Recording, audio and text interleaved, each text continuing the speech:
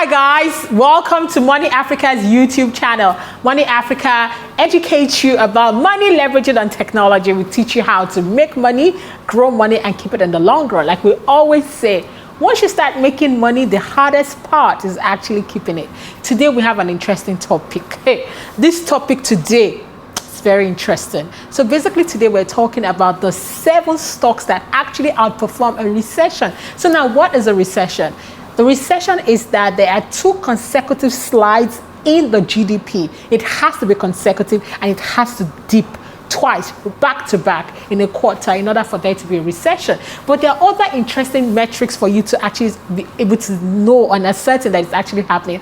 There was a post yesterday where sex workers were stating that they are receiving a drop in demand. So when people are not able to pay for pleasure, you know that we have a big problem. The other time, there was also data stating that there's been a surge in the sales of lipstick. You're probably thinking, Tosin, what is the relationship between a surge in the sales of lipstick to that of a recession? Now, this is what happens. Once people cannot afford what we usually term a luxury, like a vacation or holiday, they usually then turn towards things that gives them joy, that is still like nice. Like we see things like lipstick, skincare, you know, this little pleasure. So if they cannot go big, they would rather still get some pleasure from something that is within their price range. So let's jump right into the stocks. Which stocks do you think is going to be part of the 7? I want to know. What do you think? All right, you can come into the comment section and just come and let me know your guesses, even though I was still going to tell you those 7 anyways. Number 1, it is the one and only Walmart. Walmart is the number 1. So number 1, why Walmart? Now, the thing about Walmart is over the years, Walmart has withstood the recession in 2008, also withstood the recession in 2020. During the COVID sellout, when lots of people panicked, within weeks, Walmart was able to gain it back, right? And that's just because of its strength. Now, why is this?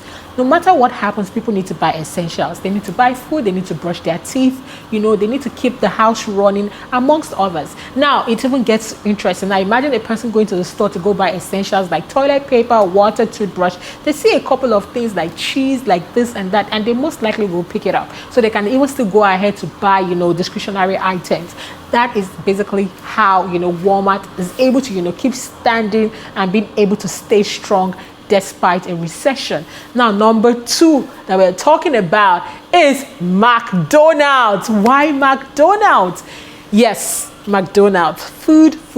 No matter what happens, people will eat, right? Now, people that regularly want to go to really fancy restaurants and, you know, get their nice, juicy, delicious meal, they can still enjoy a really nice, decent burger that is tasty, that is not from the kitchen, and, you know, satisfy that pleasure. So you're always going to see things here like McDonald's. McDonald's still even gets interesting because of its real estate as well. During a recession, you're also going to start seeing those prices, you know, go up amongst others. That then gives value to its entire, you know, valuation. So you're seeing McDonald's on that list. Number 3 is Home Depot. Now, the thing about Home Depot is whenever the market is going to dip, you know, we've seen something similar with housing as well. Now, the thing about Home Depot is it's a winner in the sense that if things are going on, people want to at least make their space nice. You know, if they cannot afford to go on vacations, go to hotels, or go out drinking every night, they at least want to get it like a nice bulb, you know, get a nice couch, make the house a bit more comfortable,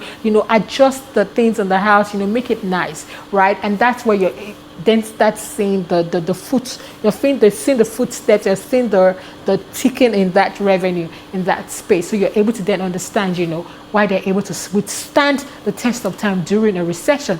Now, the next one is Proctor Gamble. Now, Proctor Gamble has been a long-time giant in the consumer staples, right? They're very big name there. Again, it's an essential, right? So whenever things are going bad, you're thinking about what are the essentials, what do people actually do need, and they're also able to then also manage their portfolio, which is our best-selling products, which products people prefer during this time. How do we manage inventory to actually, you know, meet the demands of people? Which inventory are people really not, you know, a fan of during a recession, and that we can, you know, save on our inventory costs and actually cut down on that. Definitely seeing Procter & Gamble in that space. So the next one is Pfizer. Now, Pfizer has been one of the most successful pharmaceutical companies, right, Of course, we know what happened with COVID-19, you know, them creating a vaccine amongst others. So you're definitely seeing here, when it comes to a recession, no matter what's going on, people need to ensure that they are in good health. You know, somebody was saying something one time that there's one thing that people usually do not have enough power to negotiate on in terms of pricing is whenever it comes to healthcare, because of how essential and how necessary it is. So you're seeing Pfizer is one of the top 3 fastest growing in the biopharma space. So it's been right there. It's showing the numbers do not lie. The numbers are ticking, and then just basically shows you the strength of that particular stock in that market and how they actually withstand recession. Now let's look at the next one. Which one do you think it's going to be? I want you to guess. Guess. The next one is Johnson & Johnson. Again, the healthcare sector is a great place to find recession-proof services. So did you know that Johnson & Johnson's pharmaceutical arm actually contributes about 50% of its revenue, right? So you probably see, oh, Johnson & Johnson, they have lotion, they have this, they have that. But in actual fact, their pharmaceutical arm contributes 50% towards their revenue. Again, if we are in a recession, if we go into a recession, you're going to see this, you know, product also pull through there because of the essential nature of it, right? How it's already built to be recession proof, and the numbers do not lie. The last but not the least is Kraft Heinz. Now, why Heinz? Once people cut down on eating out, what's going to happen, right? You're looking at packaged food that can be eaten within the home, right? You're beginning to see a ticking up in that particular staple. So people are actually buying more of it.